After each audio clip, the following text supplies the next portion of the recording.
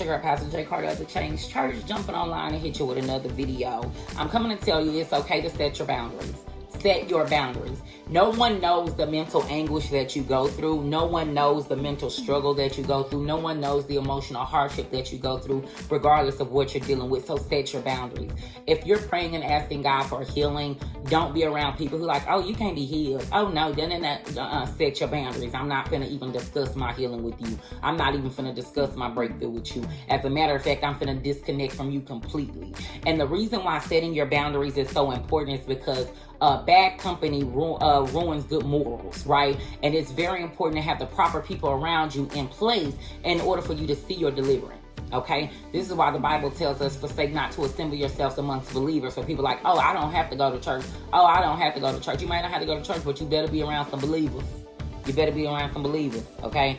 But also, Psalms 108, 12, and 13 tells us that God will grant us help against our foe. You cannot stand in your own power, in your own might. It is not going to happen. You cannot stand in your own power, in your own might. You will fail every time. You cannot stand in your own power, in your own might. You will fail every time. Hear me clearly. You will fail every single time. And God is saying, I want to show you ways of victory. But you got to be willing to set your boundaries.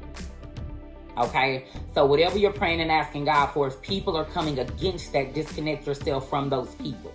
And if some people say, oh man, this person could never get saved. This person could never be healed from HIV. This person could never be healed from cancer. This person can never be healed from the debt that they owe the IRS.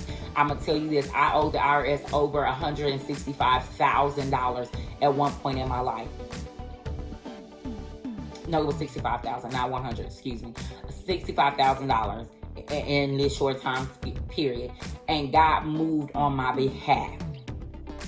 So hear me when I say clearly, He moved on my behalf. I was IRS nothing. I've been getting income tax checks like, hey, it's nothing. God will do it where people say, I don't know how you gonna pay this off. I don't know how you about to do this. I don't know how it's about to do it. You go and you stand in God's streets. The I am that I am sent me. Understand? And I am means that it comes to pass. So when you stand in the power of the I am, whatever you're asking Him for will come to pass. Okay?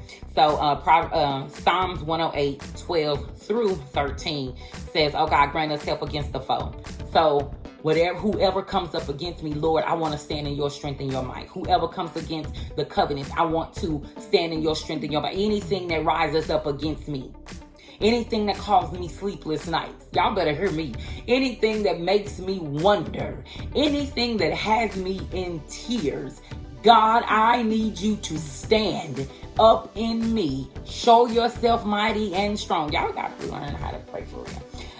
It says, for with God, He will actually tread down on our foes. Baby, you don't got to swing. God swing harder than you. God will do it. Okay, He will. There's a scripture. 1 second. Because as you set your boundaries, you will see God move for you. Okay?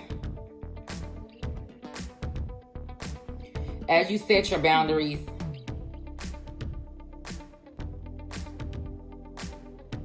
hold on 1 second. As you set your boundaries,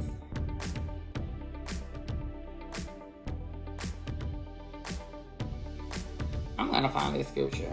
But I was looking for a particular scripture that talks about God will repay. That He will actually, anyone that comes up against you, He will repay. That means He will fight for you. Anybody that comes up against you, anything that comes up against the knowledge of Christ, and not just any person, because this is actually spirit. We wrestle not against flesh and blood, but principalities and spiritual wickedness in high places. So it's not even the people's fault. It's actually the fault of the devil. So you got to place blame where blame was due, but set your boundaries because the devil used people. So set your boundaries. And you want to set your boundaries accordingly because it is very important for us to be in a space of wanting to be better and to do better. Okay?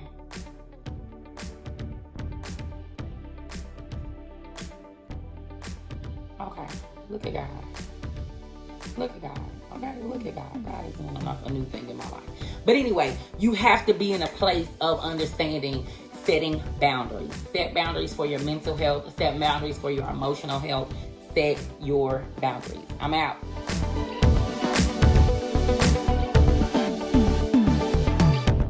Hey everybody, I am going to do a Q&A really soon.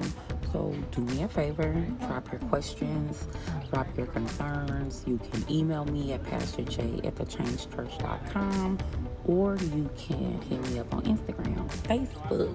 But I am going to do a Q&A. Ask me anything you want.